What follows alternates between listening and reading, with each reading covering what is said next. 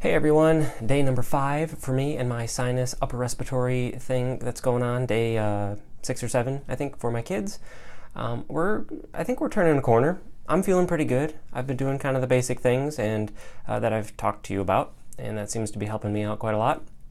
The kids are improving. Adley is actually going back to school today, and she's really excited about that. She's still a little bit coughing, but I think that's the final phase that kind of moves in from the sinuses into the chest a little bit, but a lot of that's just the postnasal drainage overnight. So hopefully, even by the end of the day, she's going to be doing a whole lot better.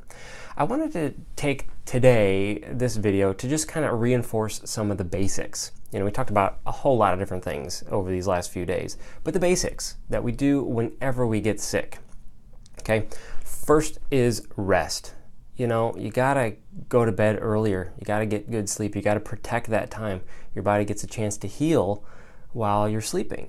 So whatever it takes to be able to get a good 8 or 9 hours of sleep, you got to do it. You know, and if you have to take a nap, if you can, then do so. That's really important. Get good rest. And that's why I emphasize doing the sinus rinse and the Afrin type spray before bed, because I got to sleep. That's how I'm going to get better. So rest is really important. Water, that's the other thing. Drink lots of water. You got to stay hydrated so that you can get rid of that mucus, okay? Third one is your diet. And we haven't really talked about this much, other than I mentioned bone broth as something that we were giving the kids.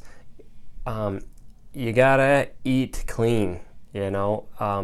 Resist the urge to just eat macaroni and cheese while you're sick. You know, getting a whole bunch of refined carbohydrates that have almost no nutritional value is not a good idea. You need the nutrients, and I'd rather have you, eat a good bowl of soup with fresh fruits and vegetables.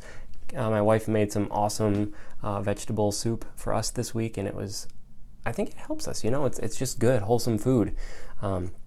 So I would rather you do that, eat your healthy nutrition, than take all the supplements that I've mentioned. You know, if you're not doing the former, eating the good diet, then what's the point of the supplements, So I do both. I try to eat really well, try to minimize dairy. That's another thing that you can do.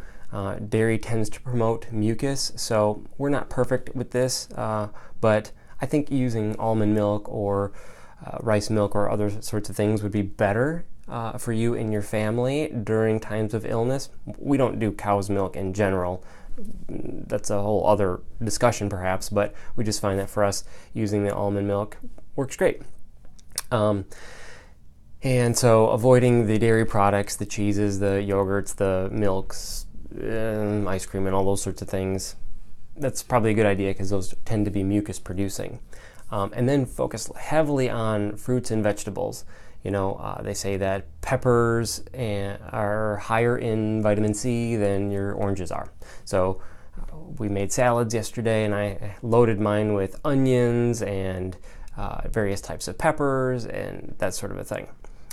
Onion and garlic seem to be pretty good. I know they're kind of the stinky foods, but maybe it's in my head, or maybe there's some evidence out there, but whenever I'm sick, I feel like I crave those things. It's like my body just wants whatever's in those vegetables to try to help heal me up.